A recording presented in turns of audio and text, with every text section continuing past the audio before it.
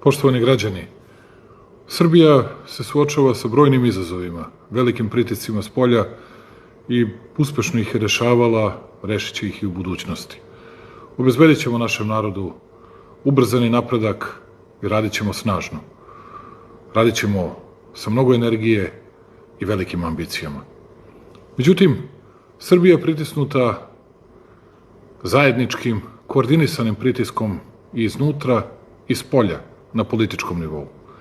Svakoga dana, umesto da radimo, da se posvetimo cilju unapređenja životnog standarda naših građana, umesto da radimo na Expo-u, da gradimo puteve, da gradimo pruge, naučno-tehnološke parkove i centre, svakoga dana se govori o velikim političkim pitanjima, nasilnoj promeni vlasti.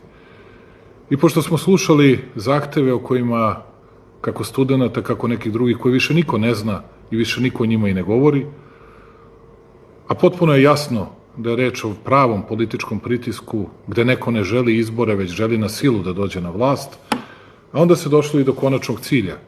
Kako i na koji način i mene uhapsiti, kako i na koji način skloniti sa vlasti one koji im smetaju da bi ponovo mogli da se bogate, da vrate zemlju u prošlost političari koji su ovu zemlju već uništavali.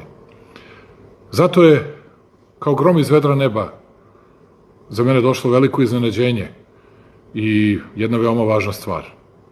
Veoma, veoma važna. Naime, ključna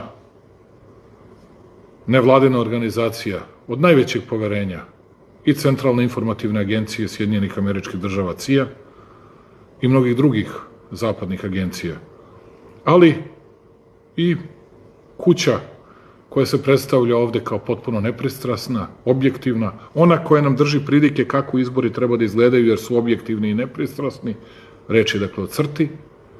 Ti ljudi su izašli sa istraživanjem u kojem su jasno rekli da na savetodavnom referendumu bi 52% ljudi glasalo protiv Aleksandra Vučića, svega 34% bi bilo za to da on ostane, što na opredeljenom biračima bi bilo oko 60-40, 61-39.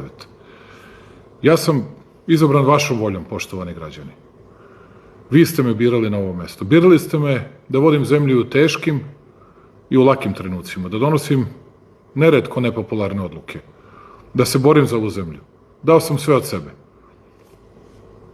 Pošto i CIA, ali i ovi drugi kažu da više nemam poverenje građana, oni koji su najobjektivniji i najnepristrasniji, oni koji imaju najveće poverenje i opozicione javnosti, a rekao bih sada i sveukupne javnosti u Srbiji, a ja ne želim da budem neko ko će na silu da vlada Srbijom.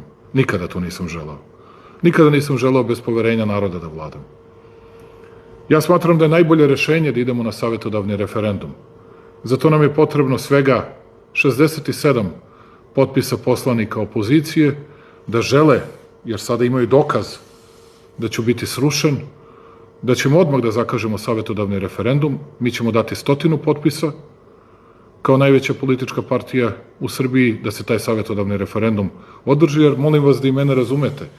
Kao neko ko ne bi imao poverenja naroda, ja ne želim ni dana da ostanem na vlasti. Ne želim ni dana da činim nešto suprotno volji i interesima građana Srbije. I zato pozivam opozicione stranke da dostave svega 67 potpisa sa zahtevom za savetodavni referendum, mi ćemo dostaviti još 100 i da celu krizu koju su sami izazvali nemoralnim zloupotrebama tragedije rešimo na taj način. Time niko neće morati da pliva, time niko neće morati da bude ubijen, sve se rešava mirno i sve se rešava u skladu sa objektivnim nalazima istraživanja javnog mnenja, jer toliko je velika razlika, toliko je velika prednost onih koji su protiv mene nego onih koji su u odnosu na one koji su za nas i za ovaj put koji smo izabrali. Ne lak, ali mi smo mislili najbolji put za Srbiju da pobeđuju bez problema. Važno je samo da predaju 67 potpisa i idemo odmah. Da li će biti u martu, aprilu ili maju, to je stvar naših razgovora, dogovora, ali time su sve priče posle toga završene.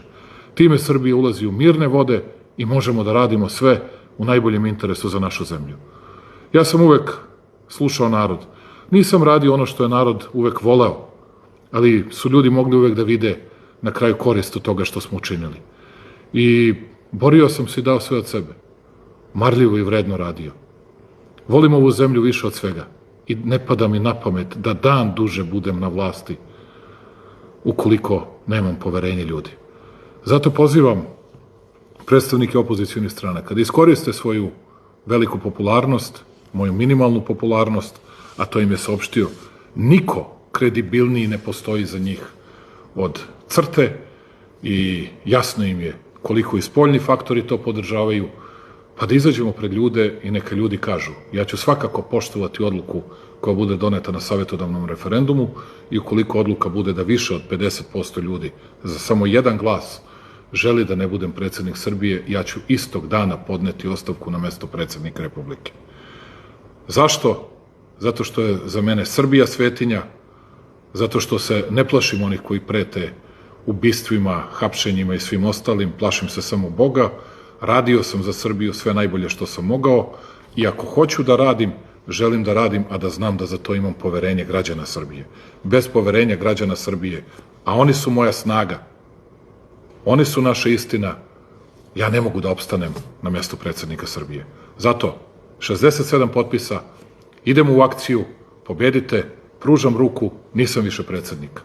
Ukoliko se dogodi slučajno drugačije, imaćemo takođe mir u naredne 2 godine i moći da izguramo sve velike stvari za našu Srbiju.